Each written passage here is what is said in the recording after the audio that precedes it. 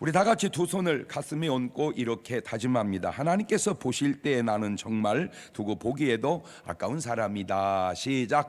하나님께서 보실 때 나는 정말 두고 보기에도 아까운 사람이다. 그렇습니다. 누가 뭐라고 해도 하나님이 보시는 그 옳은 정체성, 누가 뭐라고 해도 하나님 보시기에 두고 보기에도 아까운 그런 정체성을 가지고 살아가시는 여러분 되시기를 주님의 이름으로 축원합니다.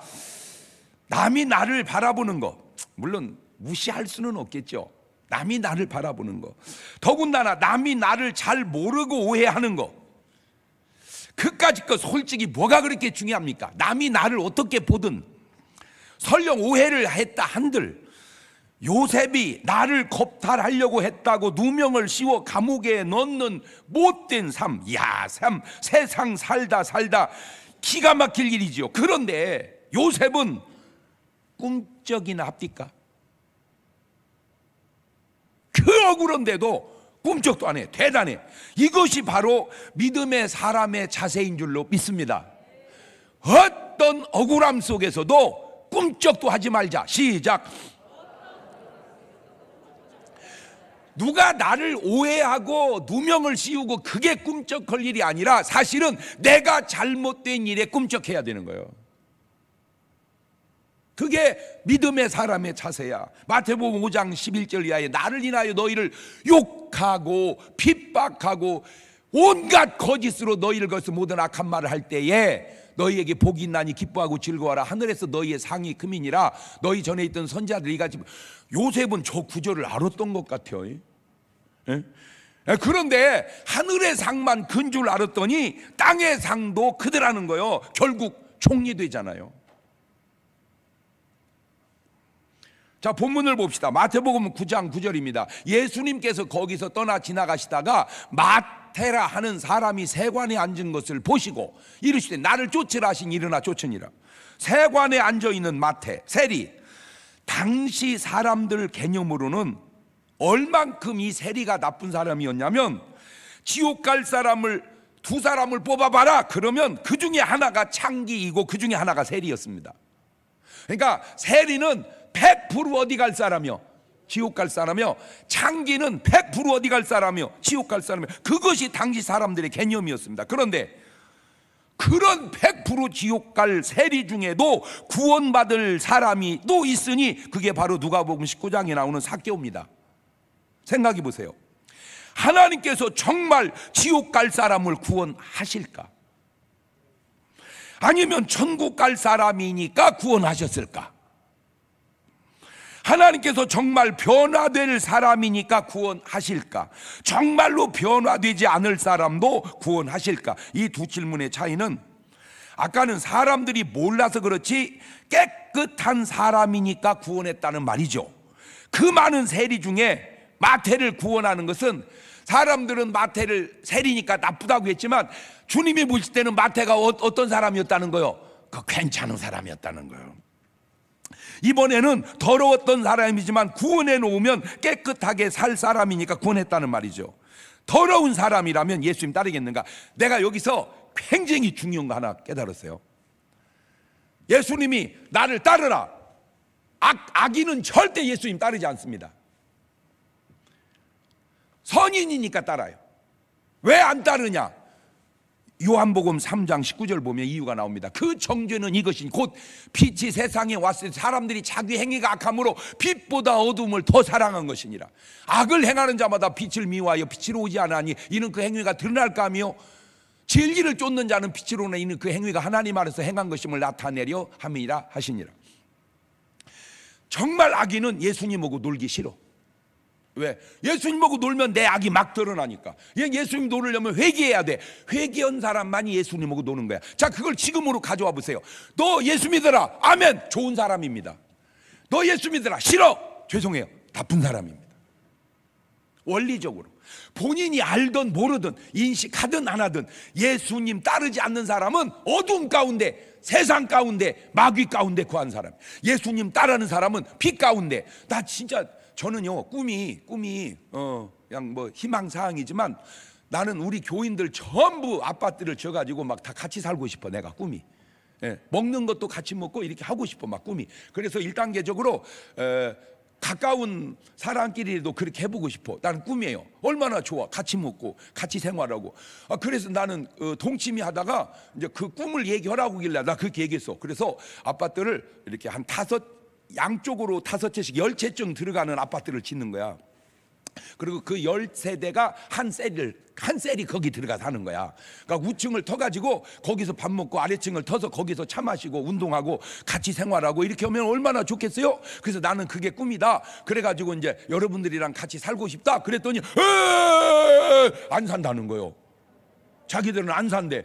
그래서 왜 안 살라고 그러는데? 너무 좋잖아. 그랬더니 목사님하고 같이 살면 맨날 새벽 예배 나오라고 할 텐데 아이고 힘들어서 못 살죠. 저 충격받았어요. 다 나같지 않구나. 새벽 예배가 즐거운 사람이 있는가 하면 힘든 사람이 있고, 예수 믿는 게 좋은 사람이 있는가 하면 싫은 사람이 있구나. 그거를 본인 마음이지만 어쨌든 누가 정상이고 누가 좋은 사람입니까? 마태가 그냥 주님을 따랐다. 마태 좋은 사람이다. 삭개오가 주님을 따랐다. 삭개오 좋은 사람이다. 오늘 여러분이 주님을 안 따랐다. 나쁜 사람이다. 내 말을 들렸다고는 네 말은 더 틀렸다. 지금 모르지. 나중에 알면 내 말이 얼마나 옳다는 걸 알아요. 자, 삭개오 말 들어볼래요? 누가복음 19장 7절 이하에. 뭐 사람이 보고 수군 거라 그러대. 저가 죄인의 집에 유하러 들어갔도다 하더라. 삭개오가 서서 주께 여짜오되 주여 보시옵소서, 내 소유의 절반을 가난한 자들에게 주겠사오며 만일 네 것을 토색한 일이 있으면 4배나 갚겠나이다. 예수께서 이르시되 오늘 구원이 이 집에 이르렀으니 이 사람도 아브라함의 자손임 이로다. 인자에 온 것은 잃어버린 자를 찾아 구원하려 함이니라. 여러분은 나를 나쁘다, 삭개오는 세리고 세리장이니까 더 나쁜 놈이다, 그렇게 말하지만 나 나쁜 사람 아니다 하고 지금 항변하는 거예요. 이 말이 여러분이 그렇게 생각하는 것처럼 나는 그렇게 나쁜 사람이 아니다, 그걸로 인하여 너무 불편하게 생각하지 말고 살아라, 그 얘기예요. 오해에 대하여 너무 불편하게 생각하지 말고 살아라. 시작. 왜냐하면 오해 때문에 불편하게 이러면 막 힘들어서 못 살아. 내가 그런 사람이 아니면 그냥 사는 거야. 오해가 중요한 게 아니요, 그렇게 나쁜 삶이 중요한 것이지. 그러니까 삶만 바로 두면 오해 10회 100회 해도 괜찮아. 왜? 오해니까. 다시 이야기합니다. 오해 때문에 괴로워하지 말자. 시작. 그렇지.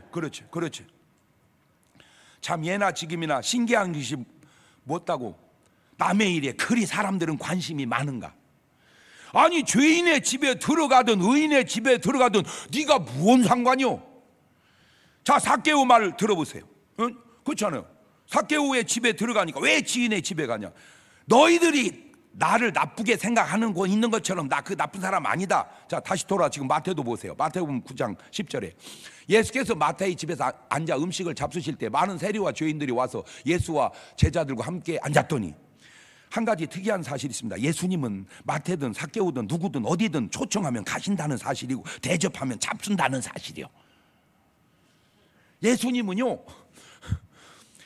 주님 드시죠. 야, 네 거는 안 먹어. 이거 없어. 성경에 한 번도 없어. 드시죠. 그래 먹자 이러죠. 제가 거기서 깨달았어. 주님은 그냥 대접하면 잡순다. 그런데 왜 당신은 그 예수님을 초청하지 않느냐 그 말이에요. 주님은 죄인이든 의인이든 초청하면 오시는데 왜 당신은 주님을 초청하지 않느냐 그 말이에요. 목사님 신방이 사모하는 사람도 있고 좋아하는 사람도 있지만 목사님 신방이 불편한 사람도 있습니다. 목사는 똑같은데 왜 좋아하고 왜 불편할까? 자기 문제죠.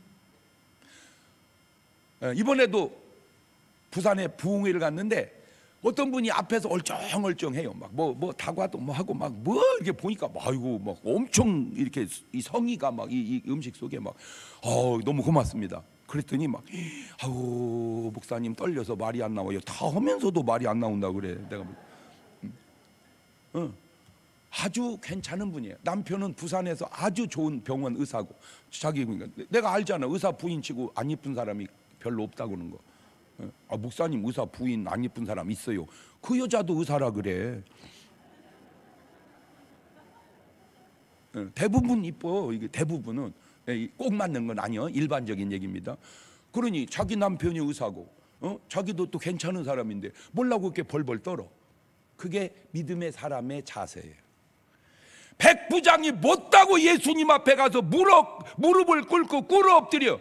자기는 백부장이고 예수는 자기가 지배하는 국가의 한 시민에 불과한데 왜 그래요? 예수님을 존경하는 마음 때문에 그런 겁니다. 나는 뭐 나를 얘기하는 게 아니라 여러분의 마음속에 주님을 초청하고 싶은 마음이 있기를 주의 이름으로 축원합니다. 주여, 내 평생 소원이 하나 있는데 저희 집에 오셔서 식사 한 끼 하고 가십시오. 이렇게 하란 말이에요. 이렇게. 그러면 주님은 오시오 안 오시오?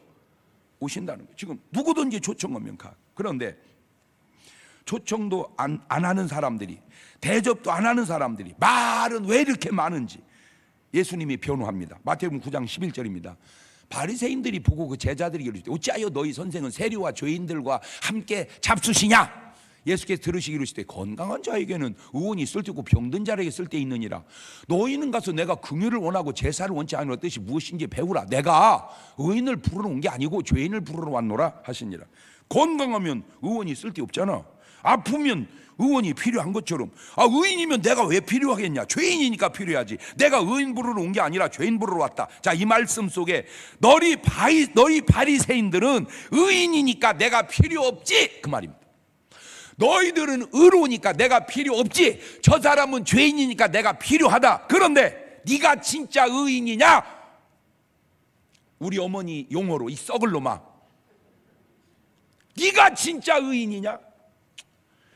당시 사람들 개념 가운데 하나는 만약에 천국 갈 사람을 뽑는다면 그 중에 틀림없이 바리새인은 들어갈 거라고 생각을 했습니다.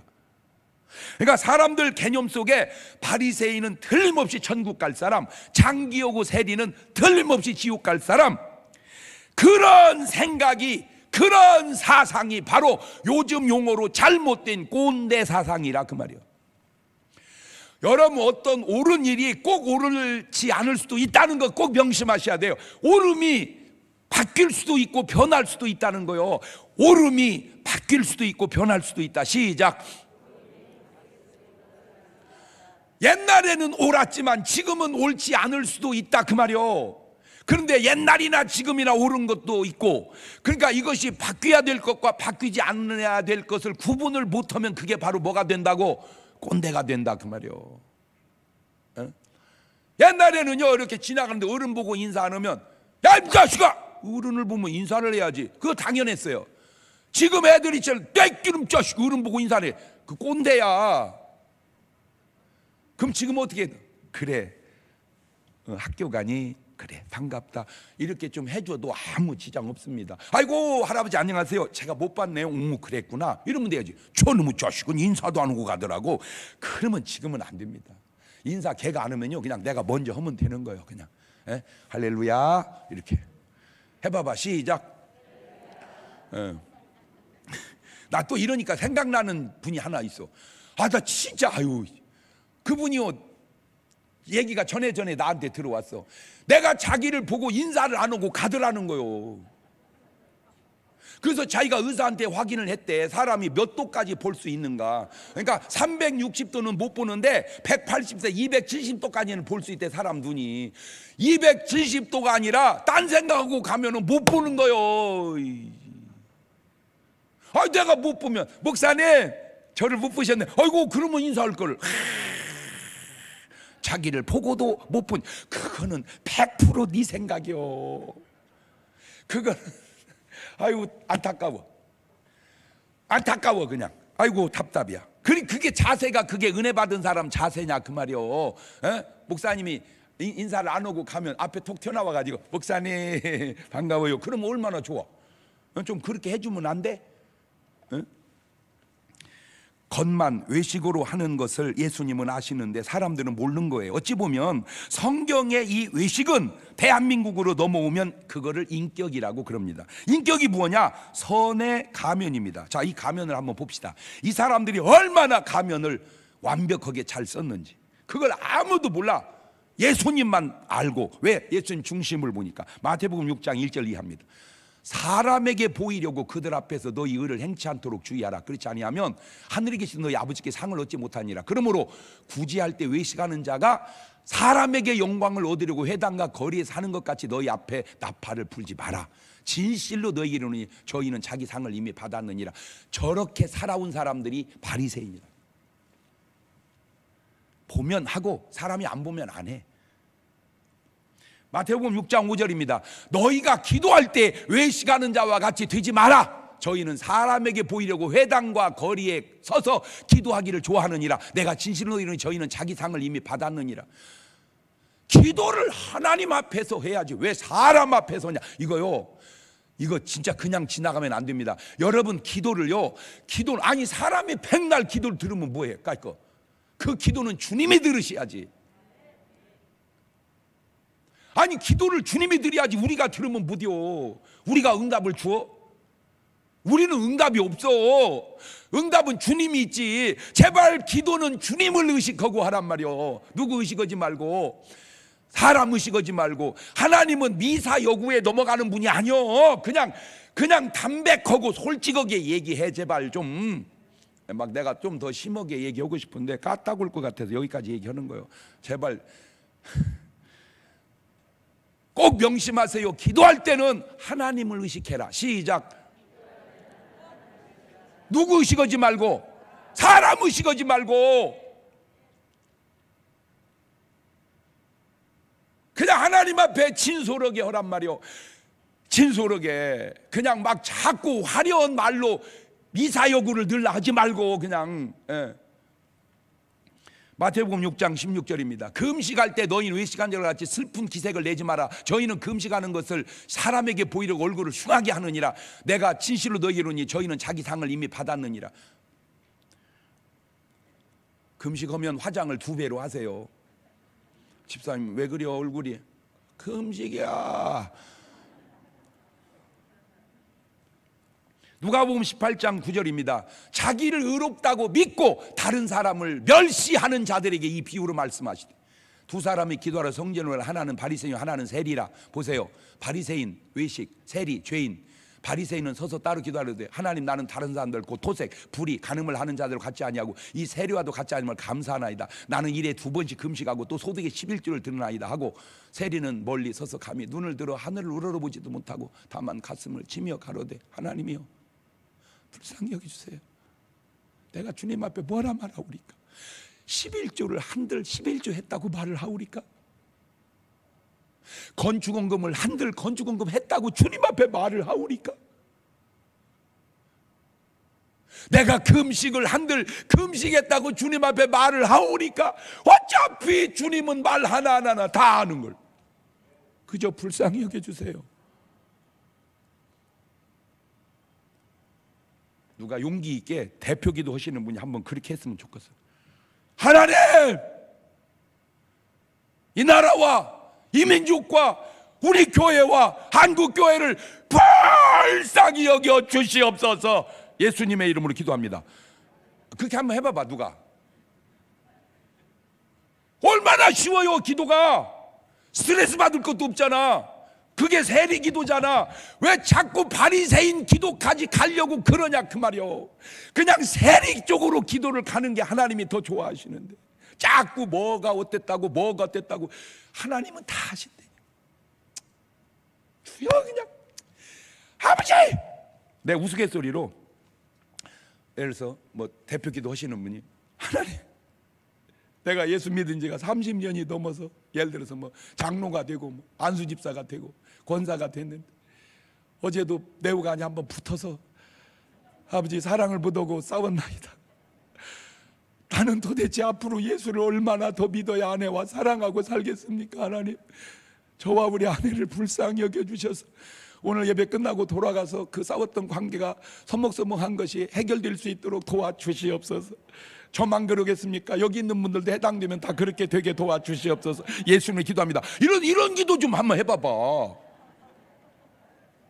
저봐 막 감동이 되잖아. 다 들켜갖고 막 뭐 기도 들어보면 막 굉장히 잘 사는 것처럼. 그 하나님이 잘 살고 그렇게 얘기해도 듣기가 민망한데 그렇게 살지도 못하고 그렇게 기도하면 하나님이 들으실 때 뭐, 그냥 하나님은 그럴 리는 없지만 내가 하나님이라, 야 이 썩을 놈아 똑바로 기도해봐라. 가문이설만 하지 말고. 마태복음 23장 13절입니다. 화이스니 외식하는 서기관들 바이새니 너희는 천국문을 사람들 앞에서 닫고 너희도 들어가지 않고 들어가려 하는 자도 못 들어가게 하는도다. 네가 안 들어가면 남이라도 들여보내야지. 네가 안 들어가고 남도 못 들어가면 되냐? 15절입니다. 화이스니 외식하는 서기관 바리새인이여 너희는 교인 하나를 얻기 위하여 바다와 육지를 두루 다니다가 생기면 너보다 배나 더 지옥 자식이 되게 하는도다. 27절입니다. 화이트는 외식하는 서기관들과 바리새인이 회칠한 무덤같이 겉으로는 아름답게 보이나 그 안에는 죽은 사람의 뼈와 모든 더러운 것이 가득하도다. 23장 33절입니다. 이 뱀들아, 독사이 새끼들아, 너희 어떻게 지옥의 판결을 피하겠느냐. 이런 바리새인 네가, 너는 의롭다고 믿고 다른 사람을 멸시하니 지금 주님이 어떠겠어요? 이 독사이 자식이 내가 초청할 때 응하고 구원받은 사람을 비난할 때 주님이 가만히 있겠습니까? 그러니까 변호하는 거요. 그래서 오늘 말씀의 제목이 말씀 변도울호, 변호. 남의 이익을 위하여 변명하고 감싸서 도와주는 것, 법정에서 검사의 공격으로부터 피고인의 이익을 옹호하는 일을 의미하는데, 주님은 나의 변호사시다. 옳지, 시작. 그렇지. 세상이나 영적으로나 원리는 비슷합니다. 세상에는 죄를 자꾸 지적해서 벌줘야 된다는 검사님이 계시고, 그 죄인을 어떻게든지 변호해서 빼내려고 하는 변호사님이 계시고, 그 양쪽 말을 듣고 공정하게 판단하는 판사님이 계시듯, 이게 영적으로도 사람의 죄를 자꾸 고소하는 마귀가 있고, 그 사람의 죄를 용서하자는 변호사 되신 예수님이 계시고, 그 사실을 정확하게 판단하시는 하나님이 계시니 세상이나 영적으로나 원리는 비슷합니다. 근데 문제가 뭔지 아세요?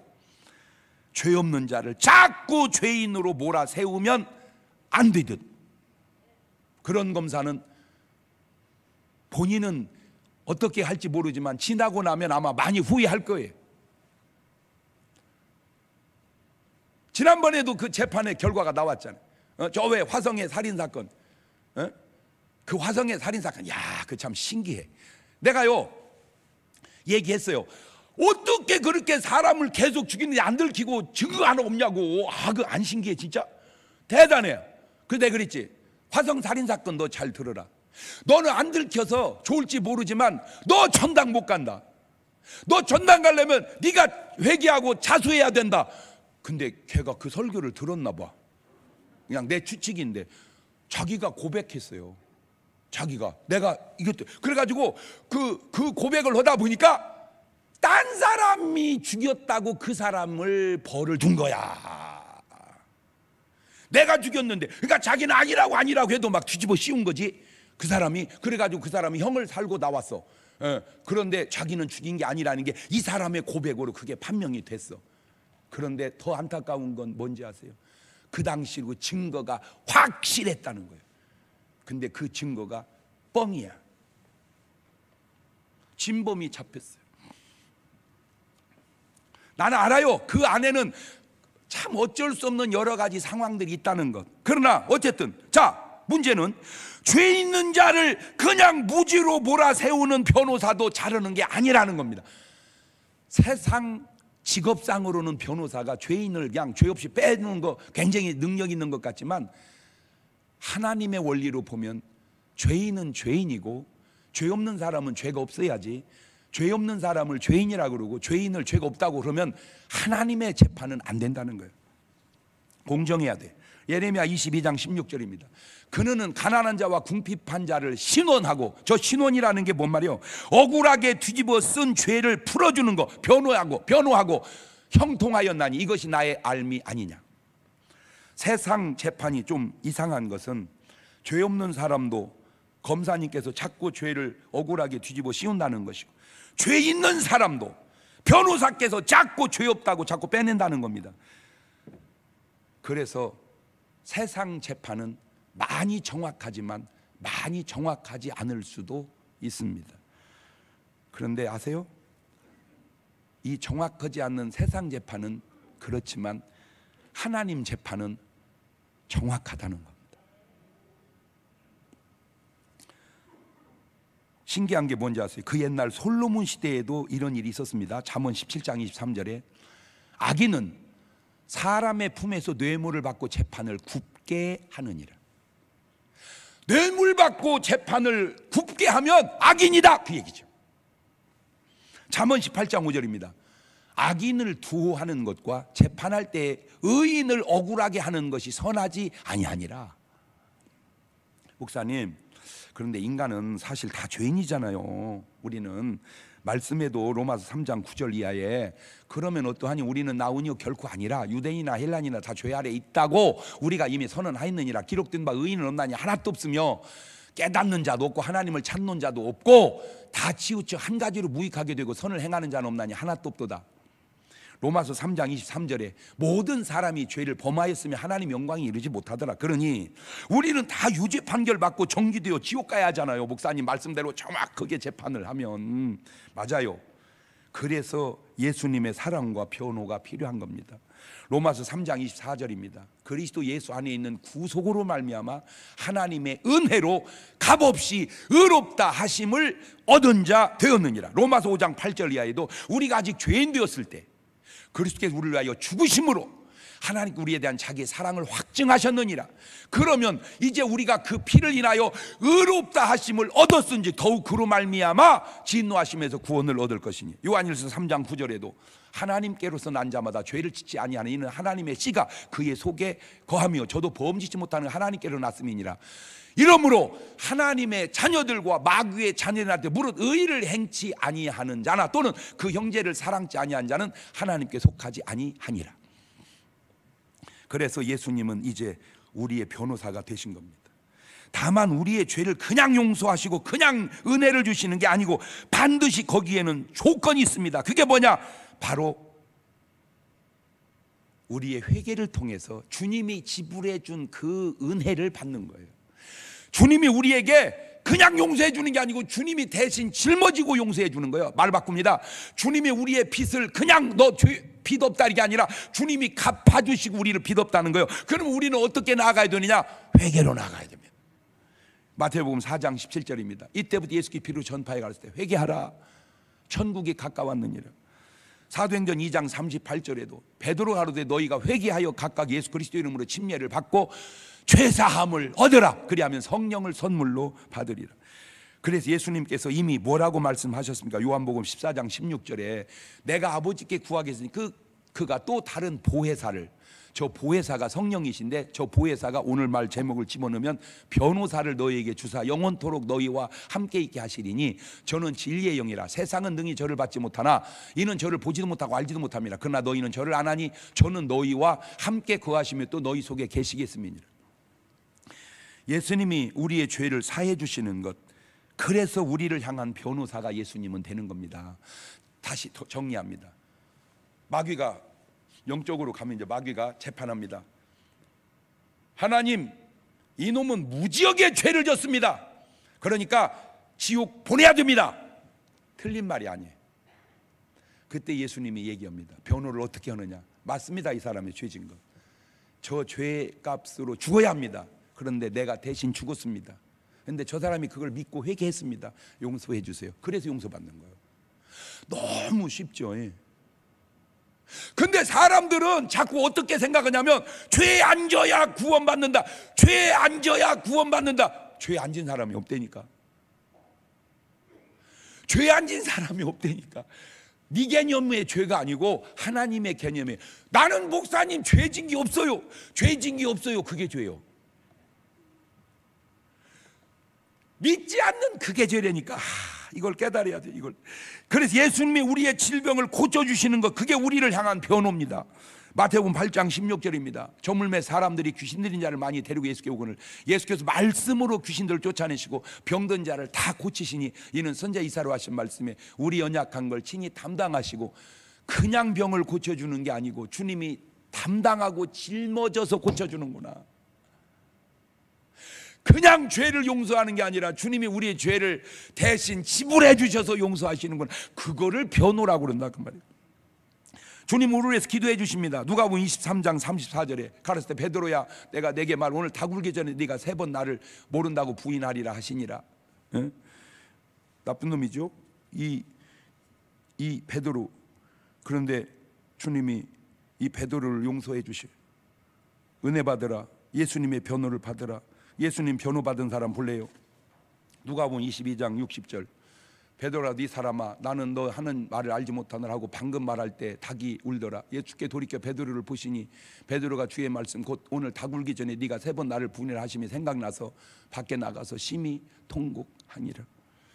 이런 나쁜 놈이 세상에 어디 있어요? 그토록 큰소리치고 그토록 따르던 수제자라는 베드로가 예수님 부인하니, 그런데 예수님이 그 베드로를 위해서 뭐 해줘요? 변호해 주잖아. 누가복음 22장 31절에 시몬아 시몬아 사단이 밀가부르트 하려고 너희를 청구하지만 그러나 내가 너를 위하여 내 믿음이 떨어지지 않기를 기도하였노니 너는 돌이킨 후에 내 형제를 붙게 하라. 저 기도가 변호다 그 말이에요. 그러니까 주님이 우리를 위해서 뭐 해주신다? 지금 변호해 주신다. 그 변호가 뭐라고? 주님이 우리를 위해서 뭐 해주신다. 진짜 그 말은 내가 인정하는 게 뭐냐면 저 목사잖아. 목사. 아무래도 목사님 뭐 목사는 별거요? 그래 별거 아니요. 그래도 별거지. 근데 내가 목사로서 뭘 느끼냐면 내가 기도한 것보다 응답이 많다는 거예요. 내가 기도는 조금 했는데 응답은 많어. 왜 그런가 봤더니 그걸 알아냈다니까 주님이 나를 위해서 해준 기도가 응답으로 오는 거야. 그거 우리 알아야 돼. 우리는 몰라서 그러지 주님의 기도로 산다. 시작. 그럼 주님만 기도하는 게 아니요 세상에. 나는 몰랐어요. 한 번은 저 인천에서 어디 저 우회로 부흥회를 갔어요. 그래 우리 시골의 앞집에 살던 권사님이 거기서 살고 계시더라고. 내가 거기서 목사가 돼가지고 온다니까 너무 반가워가지고 따르고 다 왔어요. 너무 반가웠어요. 옛날 그 어머니 같은 우리 거의 이모 같은 그런 수준의 권사님이셨어요. 너무 반가워요 권사님. 그런데 나는 진짜 감동받았어요. 목사님, 내가 어느 한날 목사님을 위해서 기도하지 않은 적이 없습니다.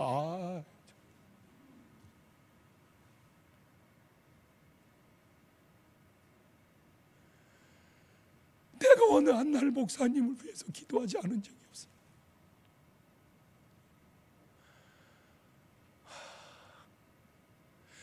여러분이 모르지만 누군가 여러분을 위해서 그렇게 기도하고, 그 사람이 모르지만 여러분이 그 사람을 위해서 그렇게 기도하듯, 우리는 모르지만 주님은 우리를 위해서 지금도 계속해서 기도하고 계셔. 대한민국 교회를 위해서 기도하고 계시고, 당신이 세운 주의 종들을 위해서 기도하고 계시고, 그런데 사람들은 그걸 모르는 거야. 하나님 보좌 우편에서 우리를 위하여 친히 간구하시느니라. 왜 우리가 잘해도 자랑을 하면 안 되고, 왜 우리가 믿어도 자랑하면 안 되고, 왜 우리가 축복을 받아도 자랑하면 안 되는지 아세요? 다 내 노력이 아니라 누군가의 그런 변호와 기도와 중보의 이런 도움으로 우리가 살아가기 때문에 자랑할 수 없는 거예요. 이것이 바로 변호 기도입니다.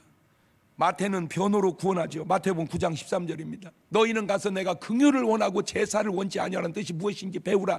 내가 의인을 부르러 온 게 아니라 죄인을 부르러 왔노라. 베드로는 변호 기도로 구원하시고, 마리아도 그렇습니다. 마태복음 26장 7절 이하입니다. 한 여자가 매우 귀한 향유 한 옥합을 가지고 나와서 식사하시는 예수님 머리에 부으니 제자들이 보고 분하여 가로되 무슨 의사로 이걸 허비하느냐? 이것을 많은 값에 팔아 가난한 자들에게 줄 수 있었겠도다 하거늘 예수께서 아시고 저에게 이르시되 너희 어찌하여 이 여자를 괴롭게 하느냐? 저가 내게 좋은 일을 하였느니라. 가난한 자들은 항상 너희와 함께 있거니와 나는 항상 있지 아니하리라. 이 여자가 내 몸에 이 향유를 부은 것은 내 장사를 위하여 함이니라. 내가 진실로 너희에게 이르노니 온 천하에 어디서 이 복음이 전파되는 곳에는 이 여자의 행한 일도 말하여 저를 기념하리라 하시니라. 이때 분낸 제자가 누군지 여기는 안 나오는데 바로 요한복음 보니까 딱 나오더라고요. 이 사람이요. 요한복음 12장 4절에 제자 중 하나로서 예수를 잡아줄 가룟 유다가 말하되 이 향유를 어찌하여 300데나리온을 팔아 가난한 자들이 주지 아니느냐 하니 이렇게 말하면 가난한 자들 생각하면 저는 도적이라 돈꾀를 맞고 거기 넣는 것을 훔쳐 가미려라.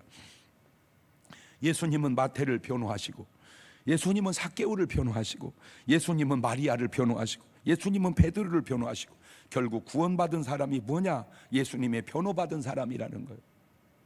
왜냐하면 세상에서도 변호사 없이 재판 이기기가 쉽지 않듯 하늘나라 재판은 예수님의 변호 없이는 이길 수 있는 사람이 한 명도 없습니다. 말을 바꾸면 구원받지 못한 사람이 누구냐? 예수님의 변호를 받지 못한 사람입니다. 그러면 예수님은 누구를 변호하느냐? 회개하고 예수님 믿고 예수님 사랑하고 예수님 따르는 사람들입니다. 그런데 주님께서 변호하지 않는 사람이 있습니다. 바로 가룟 유다입니다. 왜? 그는 마귀이기 때문에 그렇다고요. 요한복음 6장 70절에 예수께 대답해 내가 너 12를 택하지 않느냐 그러나 너 중에 한 사람은 마귀니라 하시니, 이 말씀은 가로 시몬의 아들 유다를 가리키심이라. 저는 12 중에 하나를 예수를 팔자르라. 그는 바로 마귀가 뿌린 가라지였기 때문입니다. 마태복음 13장 24절 이하에 예수께서 그들 앞에 또 비유를 베풀어 가르치되 천국은 좋은 씨를 제밭에 뿌린 사람과 같으니 사람들이 잘 때 원수가 와서 곡식 가운데 가라지를 더 뿌리고 갔더니, 하하, 이겁니다. 알곡은 주님이 변호해 주시지만 가라지는 주님이 변호하지 않는 것은 당신이 뿌린 씨앗이 아니기 때문에 그렇구나. 아니나 다를까 참 신기한 게 가룟 유다는 예수님이 전도하신 장면이 안 나옵니다. 종합해 보면 마귀가 예수님의 제자들 알곡 속에 몰래 뿌려놓은 가라지였습니다. 그렇다면 오늘 나는 누구인가? 중요한 거 두 가지만 말씀드립니다. 첫째, 마태복음 3장 7절 이하에 요한이 많은 바리새인과 사두개인이 침례 베푸는 데 오는 걸 보고 이르되 독사의 자식들아 누가 너희를 가리켜 임박한 지인노를 비하라 하더냐? 그러므로 회개에 합당한 열매를 맺고 속으로 아브라함이 우리 조상이라고 말하지 마라. 너희에게 이르노니 하나님이 능히 돌들로도 아브라함의 자손이 되게 하시리라. 우리가 해야 할 아주 축복의 첫 번째, 회개에 합당한 열매를 맺는 겁니다. 이 열매를 제대로 맺은 사람이 바로 탕자요, 이 열매를 제대로 맺지 못한 사람이 바로 탕자의 형인 거예요. 그 탕자의 형이 바로 오늘 바리새인이었기 때문입니다. 두 번째, 회개만 하면 되는 게 아니요 성령으로 거듭나야 합니다. 요한복음 3장 5절 이하입니다. 예수께서 대답하시되 진실로 진실로 내기는 사람이 물과 성령으로 나지 아니하면 하나님 나라에 들어갈 수 없느니라. 육으로 난 건 육이요 성령으로 난 건 영이니 내가 내게 거듭나야 하겠다 하는 말을 기히 여기지 말거라. 왜 그토록 성령님이 우리에게 거듭나라고 하실까? 그 성령님이 바로 나의 변호사가 되시기 때문입니다. 그래서 예수님은 요한복음 20장 22절에 이 말씀을 하시고 저희를 향하사 숨을 내쉬며 가라사대 성령을 받으라. 저 말을 오늘 제목을 집어넣으면 꼭 변호사를 보시거라. 내가 성령을 받으라 그렇게 하면 여러분은 예수 변호사를 모시거라 그렇게 반대로 대답하세요. 성령을 받으라. 그럼 바로 그겁니다. 공자님은 저 변호사가 안 돼요. 마음에도도 저 변호사가 안 돼요. 죄송한데 부처님도 변호사가 안 됩니다. 오직 내 죄를 변호해서 용서받게 해주실 분은 유일하게 예수 그리스도밖에 없는 거예요. 회개하셨습니까? 회개가 무엇을 회개해야 되는지는 아세요? 죄를? 그 죄가 무슨 죄인 줄이나 아세요? 바로 불신의 죄입니다. 요한복음 16장 7절입니다. 그러하나 내가 너희에게 실상을 말하노니 내가 떠나가는 것이 너희의 유익이라. 내가 떠나가지 않으면 보혜사 변호사가 너희에게로 오시지 아니할 것이고 가면 내가 그를 너희에게로 보내리니 그가 와서 죄에 대하여 의에 대하여 심판에 대해 세상을 책망하시리라. 죄에 대하여라 함은 무슨 간음하고 살인하고 도적질하고 그거 안 했으니까 죄 없다 웃기는 소리에 맞서 저희가 나를 믿지 아니하며 죄의 으뜸이 불신이야. 불신앙인 거예요. 이걸 알아야 돼. 죄의 으뜸은 간음이 아니에요. 죄의 으뜸은 도적질이 아니에요. 죄의 으뜸은 살인이 아니에요. 그것보다 더 우선하는 게 뭐냐? 불신. 믿지 않는 것. 그게 바로 죄의 으뜸인 거예요. 그 죄를 회개하라 그 말입니다. 묻습니다. 여러분은 회개하셨습니까? 왜 대답을 못 하십니까? 여러분은 성령을 받으셨습니까? 그러면 됐습니다. 복음성가 한 장 부르시면서 못다한 회개가 있다면 회개하시고 성령님 모시고 돌아갈 수 있기를 바랍니다. 그런 분들은 오늘 밤 8시 안 나올 리가 없어요. 왜? 주님 은혜가 너무 감사해서. 나 같은 것이 뭐라고 오늘도 지금도 나를 위해서 기도하시는지, 더군다나 예수님께서, 하나님께서 그 은혜를 알고 그 은혜에 보답하며 사는 생활을 신앙생활이라고 그러는 거예요.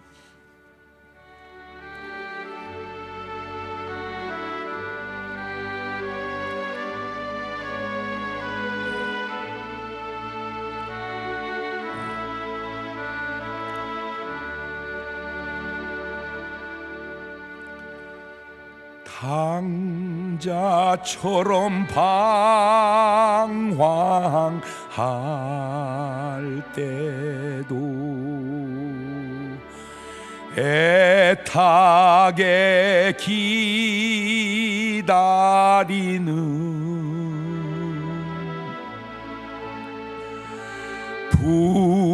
부드러운 주님의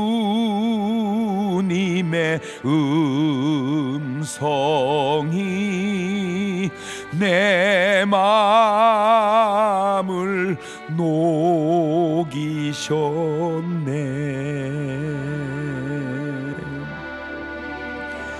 오 주님, 나 이제 갑니다. 날 받아 주소서.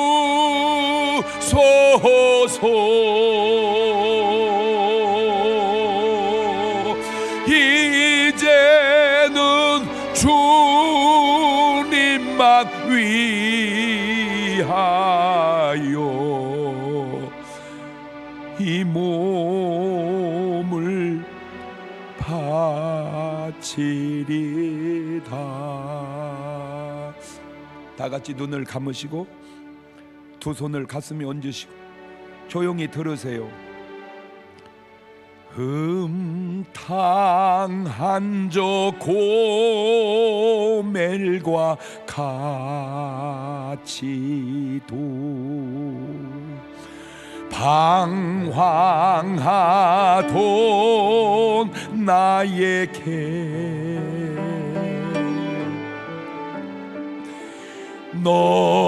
너그런 주님의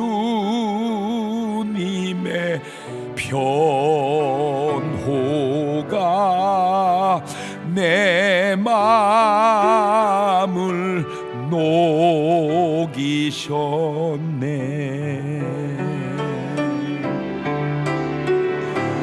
오 주님, 나 이제 갑니다.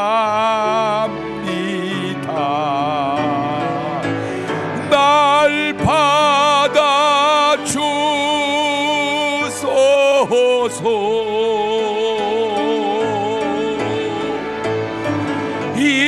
이제는 주님만 위하여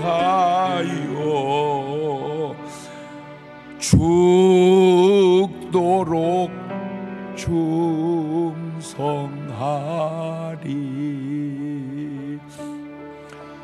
회개하시고 성령님 마음에 모시고 이제 주님을 위해서 살겠다고 고백하는 기도를 2분 동안만 같이 드립니다. 감사하시고 거룩하신 하나님, 우리가 천국 가는 건 죄 안 져서가 아니라 주님의 변호가 있기 때문입니다. 변호의 기도가 있기 때문입니다. 변호의 용서가 있기 때문입니다. 변호의 치료가 있기 때문입니다. 그 은혜가 감사해서 오늘 또 주님 앞에 나온 겁니다. 종교생활 하러 온 게 아니라, 일요일 날만 되면 그냥 교회 나가야 돼서 나온 게 아니라 그 주님의 사랑이 감사해서 나왔습니다. 오늘 저들의 삶의 회개의 열매와 성령님의 모심과 예수님의 변호를 가지고 돌아갈 수 있도록 도와 주시옵소서. 지금은 우리 주 예수 그리스도의 은혜와 아버지 하나님 무한하신 사랑과 성령님 교통하심이 사랑하는 성도들 머리 위에 이제부터 영원토록 함께 하시기를 간절히 축원하옵나이다. 아멘.